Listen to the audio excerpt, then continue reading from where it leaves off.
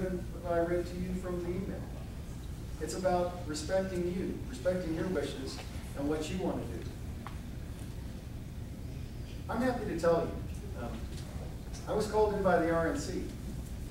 The RNC said, Dr. Gosar, you're a very good candidate. But we get this feeling that you're kind of an arm's length, keeping us an arm's length away. Is that true? I said, yes, it is.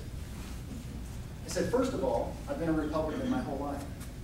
But you're ruling more campaigns than you make. Number two is what I bring to the table is much different than any other candidates. Don't make me cookie cutter. It should be something that develops from me as a candidate to you, the public in my district, as something special. Find that and embrace that. And number three is, if what you're asking me to do is that when you need my vote as an R, my district says it's not an R, it's not that vote, you don't get it.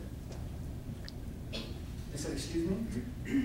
I said, if my district says they don't want that vote as an R, let me remind you, you don't get it.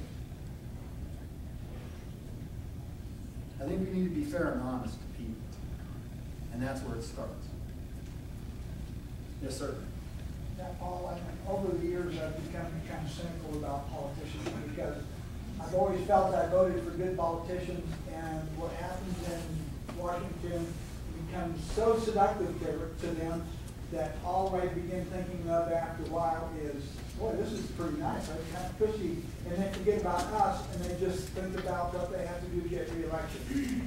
What do you think about term limits, and just your thoughts on that? I mean, the term limits, first of all, I think that we have to go back to the Constitution. I'm sure there was lots of discussions about that. But our forefathers also believed that people were like you tonight. They were involved in this discussion and holding people accountable. Be careful what you ask for. If you look at our 17th Amendment, it used to be that our U.S. senators came from our state house at a direct link. And now we came up with the 17th Amendment, and all of a sudden we have some problems in the senior circuit. So be careful what you ask for. First of all, I'll give you this analogy, and you can ask my wife. I don't like Washington, D.C. I really don't. I've been doing it for the last 4 years for the American Dental Association for 7 states. I am the black sheep of the American Dental Association. What they say can't be done, I just try to get it done, and I've got it done. That's not my home. This is my home. I will never leave this home. I love this place. The only thing I ask is you give me 2 days to be on the backhoe by myself. I love it, because if you don't, then I'm going to use backhoe back there. But seriously, I think the solution is not to come from many eyes.